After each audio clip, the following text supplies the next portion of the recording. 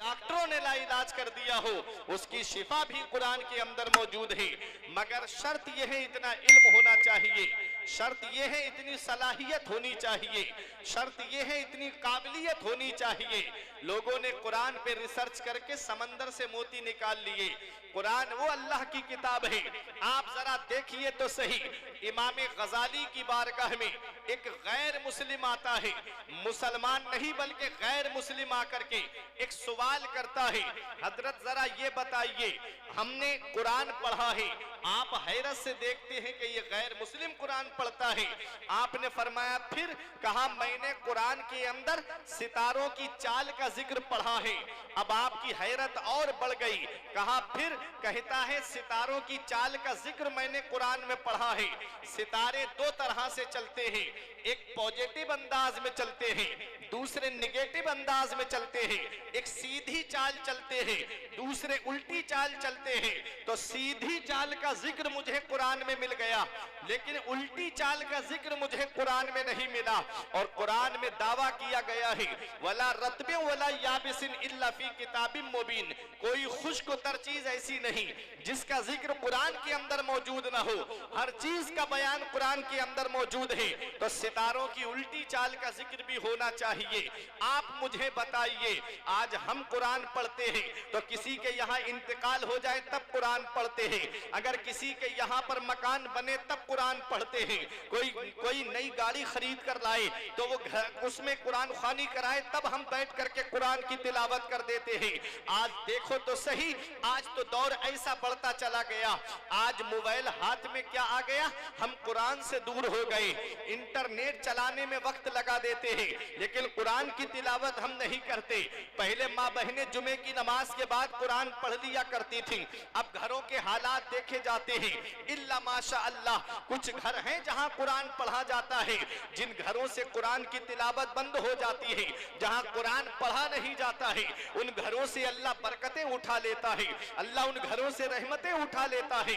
आज हमने कुरान को इतने ऊपर सजा कर रख दिया है, आज हमारा हाथ नहीं पहुंचता। और आज हर घर को हमने सिनेमा हॉल बना दिया है। जैसे ही घर में दाखिल हो, एलसीडी हमको सामने नजर आती है, कोई उस पर फिल्में देखता है, कोई उस पर गाने सुन रहा है, कोई उस पर खबरें देख रहा है, कोई उस पर मैच देख रहा है। ये हालात आज हमारी कौम के हो गए। तुम क्या समझते हो, क्या दुनिया में हमेशा रहने के लिए आए हो? हम दुनिया में चंद दिन के लिए आए हैं, ये दुनिया चंद दिन के लिए है, यहाँ हम हमेशा रहने के लिए नहीं आए हैं। अपनी आखिरत की तैयारी करो।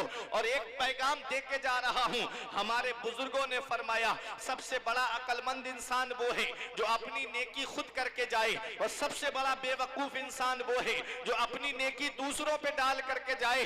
ऐ मेरे बुजुर्गों, जिस औलाद को आज तुमसे बात करने की तौफीक नसीब नहीं होती, जो औलाद आज मोबाइल में लगी रहती है और बाप से बात करना पसंद नहीं करती, तुम क्या समझते हो वो कब्र पे जाकर के कुरान पढ़ेगी? वो तुम क्या समझते हो कब्र पे जाकर के तुम्हारी इसाले सवाब करेगी?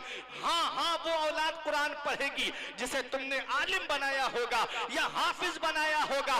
इसलिए एक पैगाम दे रहा हूं, जब इस दुनिया से जाओ तो अपनी औलाद को जाहिल छोड़कर मत जाना, बल्कि अपनी औलाद को कुरान का हाफिज बना करके जाना, या शरीयत का आलिम बना करके जाना। क्योंकि बच्चा जब आलिम या हाफिज होगा तो इधर जनाजा उठेगा, उधर वो खड़े होके कह देगा लहिद में इश्के रुखे शह का दाग लेके चले, लहिद में इश्के रुखे शह का दाग लेके चले, अंधेरी रात सुनी थी चराग लेके चले।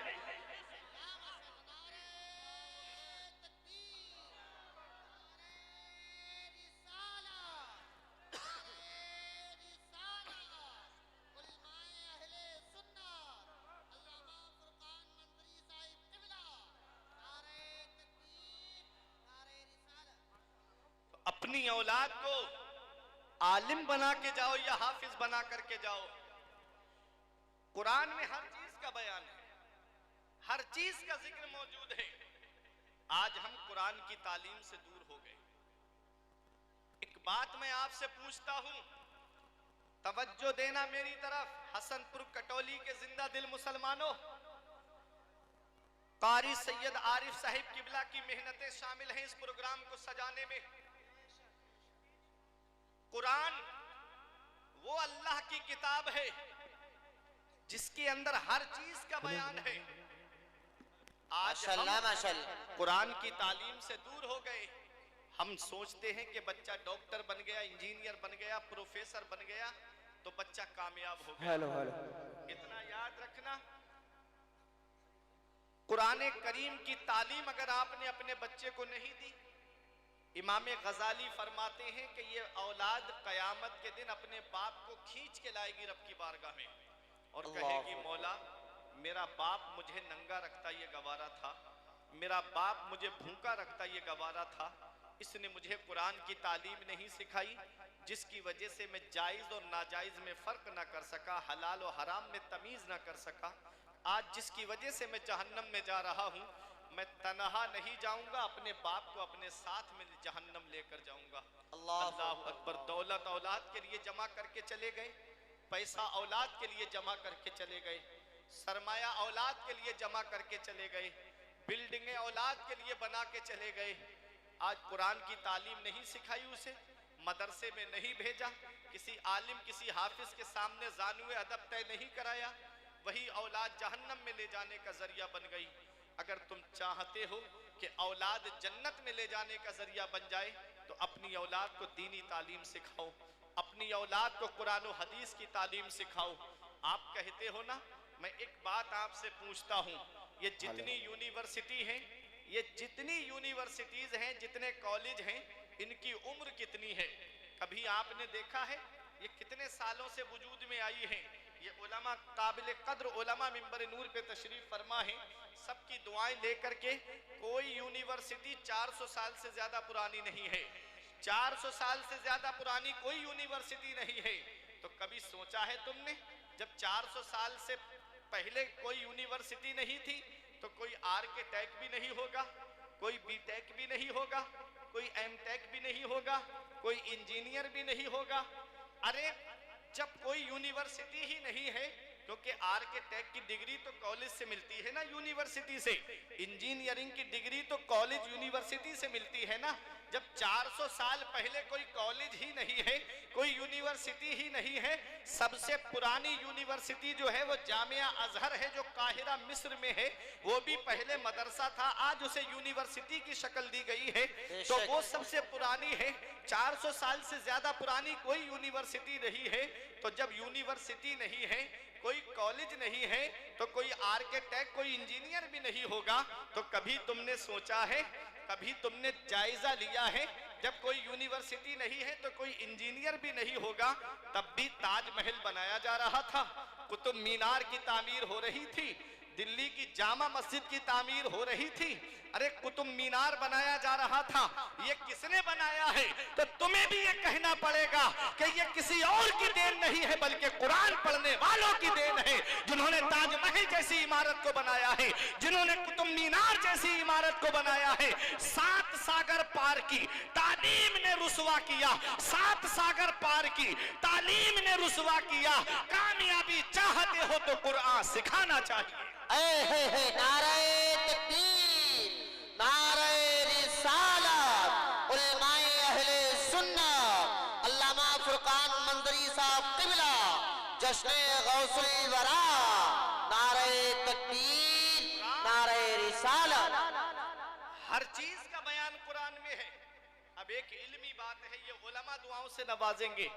इमाम गजाली ने उस गैर मुस्लिम से पूछा, तूने सितारों की चाल का जिक्र कौन सी सूरत में पढ़ा, तूने कौन सी आयत में पढ़ा? तो वो गैर मुस्लिम कहता है, मैंने सूरह यासीन शरीफ की तिलावत की, मैंने उसके अंदर कुल्लुन फी फलकिन यसबहून आयत में पढ़ा है। हर चीज आसमान में तैर रही है, हर चीज आसमान में चल रही है। इमाम गजाली ने मुस्कुरा के फरमाया, थोड़ा और गौर कर लेता तो सितारों की उल्टी चाल का भी जिक्र मिल जाता। जरा मोहब्बत से बोलो हाथ उठा के, या रसूल अल्लाह। इमाम गजाली फरमाते हैं, थोड़ा और गौर कर लेता तो सितारों की उल्टी चाल का भी जिक्र मिल जाता। वो कहता है, आप मुझे बताइए, मैंने बहुत गौर किया लेकिन मुझे नहीं मिला। अब उलमा की तवज्जो चाहता हूं, कौन सी आयत से उसने सितारों की चाल का जिक्र बताया? कुल्लुन फी फलक, हर चीज आसमान में तैर रही है। हसनैन भाई मौलाना अय्यूब साहब अल्लामा अनस साहब, मीर हसन मुस्तफाई साहब, सब देखें कौन सी आयत से सितारों की चाल का जिक्र मिला। कुल्लुन फी फलक, हर चीज आसमान में तैर रही है। कुल्लुन में पहला हर्फ काफ है, दूसरा हर्फ लाम है, मिला के हुआ कुल। और फी में पहला हर्फ फा है, दूसरा हर्फ या है, मिला के हुआ फी, कुल्लुन फी। अब फलक में पहला हर्फ फा है, दूसरा हर्फ लाम है, तीसरा हर्फ काफ है, मिला के क्या होता है फलक। कुल्लुन फी फलक। अब आप उल्टी तरफ से इसको पढ़िएगा।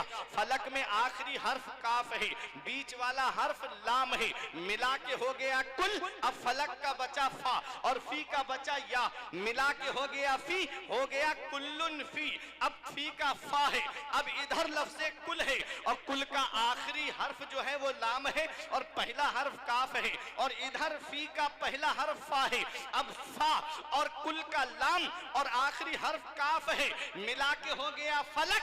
अब सीधी तरफ से पढ़ोगे तब भी कुल्लुन फी फलक है, और उल्टी तरफ से पढ़ोगे तब भी कुल्लुन फी फलक है। अरे सीधी तरफ से पढ़ोगे तो सितारों की सीधी चाल का जिक्र मौजूद है, और उल्टी तरफ से पढ़ोगे तो सितारों की उल्टी चाल का जिक्र। नारे तकबीर, नारे रिसालत, उलमाए अहले सुन्नत, अल्लामा फुरकान मंजरी साहिब क़िबला, नारे तकबीर, नारे रिसालत, जिंदाबाद जिंदाबाद। ये हमारा कुरान है, हर चीज कुरान में है। कभी सोचा है आपने, ये जो आप हवाई जहाज देखते हो, इसको सबसे पहले किसने बनाया? ये भी एक मुसलमान ने बनाया। बेशक ये नॉलेज ऑफ द लाइट, ये जो लाइट का तस्वुर आप देख रहे हो, ये भी एक मुसलमान ने बनाया। ये जो आप कागज देखते हो, सबसे पहला कागज किसने बनाया? ये भी मुसलमान ने बनाया। सुभान अल्लाह। ये जो घड़ी में आप टाइम देखते हो, ये घड़ी सबसे पहले किसने बनाई? ये भी सबसे पहले मुसलमान ने बनाई। लेकिन आज हम दूर हो गए ना अपनी तालीम से, दूर हो गए हम कुरान की तालीम से। ये कुरान है। मस्जिद कुर्तुबा के अंदर हजरत अब्बास बिन फरनास ने सबसे पहला हवाई जहाज बनाया था। कुरान को पढ़ करके, परिंदे का तस्वुर ले करके उसने एक ऐसा हवाई जहाज बनाया जिसकी पूंछ नहीं बनाई थी। परिंदे को फिजा में जो मेंटेन करके रखती है, वो उसकी पूंछ रखती है। बिना पूंछ का हवाई जहाज बनाया, उड़ा भी 7 या 8 मिनट तक उड़ता रहा। लैंडिंग के वक्त क्रैश हो गया। जहन तो हमारा है ना, नुस्खा तो हमारा है ना। आज अमेरिका दावा करता है ये हमारी टेक्नोलॉजी है, लेकिन हकीकत ये है कि ये सबसे पहला हवाई जहाज एक मुसलमान ने बनाया था। कुरान पढ़ करके, परिंदे का तस्वुर लेकर के सबसे पहला हवाई जहाज एक मुसलमान ने बनाया। अब देखो सबसे पहला कागज किसने बनाया? हजरत यूसुफ बिन अम्र ने सबसे पहला कागज बनाया। पहले कागज बनता था रुई से, आज कागज बनता है दरख्त से, पेड़ से। आज पेड़ को काटा जाता है, उसको छोटे छोटे टुकड़े किए जाते हैं, मशीन में डाल करके बारीक पीस दिया जाता है, केमिकल लगाया जाता है, और वो कागज जब बन करके तैयार हो जाता है तो आप जिस पे खबरें पढ़ते हो, जिस पे दुनियावी किताबें पढ़ते हो, जिस कागज पे लिखी हुई आप दीनी किताबें पढ़ते हो।